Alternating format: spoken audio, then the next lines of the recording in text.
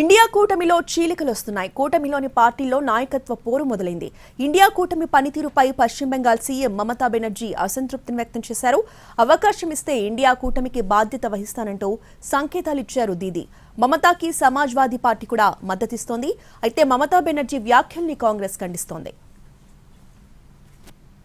మరోవైపు మహారాష్ట్ర, హర్యానా ఎన్నికల్లో ఓటమితో కాంగ్రెస్ ఆత్మ పరిశీలన చేసుకోవాలంటున్నాయి విపక్ష పార్టీలు.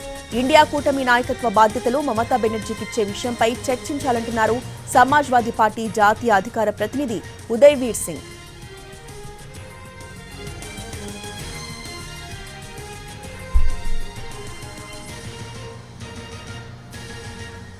హర్యానా, మహారాష్ట్ర ఎన్నికల్లో మిత్రపక్షాలకు చోటు కల్పించకపోవడంతో కాంగ్రెస్ పై సిపిఐ ప్రధాన కార్యదర్శి డి రాజా ఫైర్ అయ్యారు.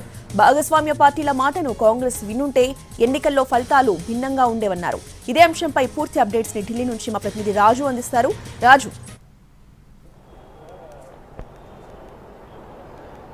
రోజా, గత పార్లమెంటు ఎన్నికల సందర్భంగా ఇండియా కూటమి పేరుతో కాంగ్రెస్ తో పాటు టీఎంసీ, మరోవైపు ఏదైతే ఆర్జేడీ, మరికొన్ని పార్టీలు అన్ని కూడా కలిసి ఇండియా కూటమి పేరుతో ప్రత్యేకంగా ఒక కూటమిని ఏర్పాటు చేశాయి. అయితే ఈ కూటమి ఖచ్చితంగా బీజేపీతో పాటు బీజేపీ ఏదైతే లీడ్ చేస్తున్నటువంటి ఎన్డీఏ కూటమిని ఢీ కొట్టేందుకే తమ కూటమి అని చెప్పే విషయాన్ని స్పష్టం చేశాయి.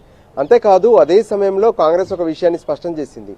ఖచ్చితంగా ఏదైతే ఇతర కూటమి పార్టీలు ఏవైతే ఉన్నాయో ఇండియా కూటమిలో వాళ్లకు ప్రాధాన్యతను ఇస్తూనే అవసరమైతే కాంగ్రెస్ వెనుకే ఉండి ముందుకు నడిపిస్తాం ఈ కూటమిని అని చెప్పే విషయాన్ని కూడా స్పష్టం చేశాయి.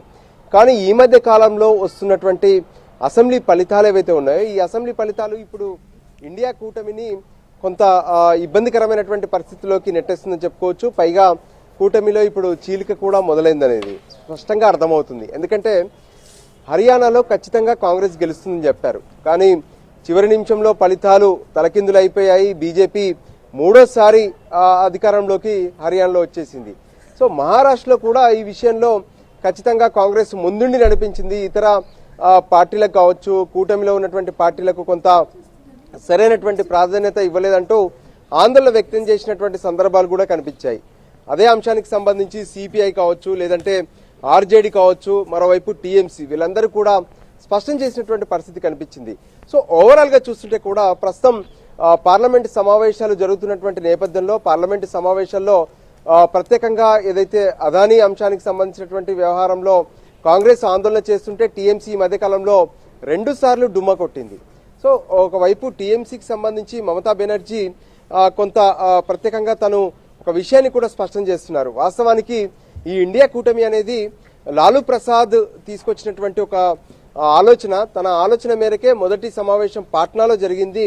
దానికి అనుగుణంగా ఇప్పటి వరకు మాత్రం ఆ చర్యలు కానీ ఆలోచన మాత్రం ముందుకెళ్లట్లేదు. ఖచ్చితంగా ఈ విషయంలో పునరాలోచించాలి, అవసరమైతే తాను ముందుండి నడిపించేందుకు సిద్ధంగా ఉన్నానంటూ ఈరోజు మమతా బెనర్జీ కొన్ని వ్యాఖ్యలు కూడా చేసినటువంటి పరిస్థితి కనిపిస్తుంది.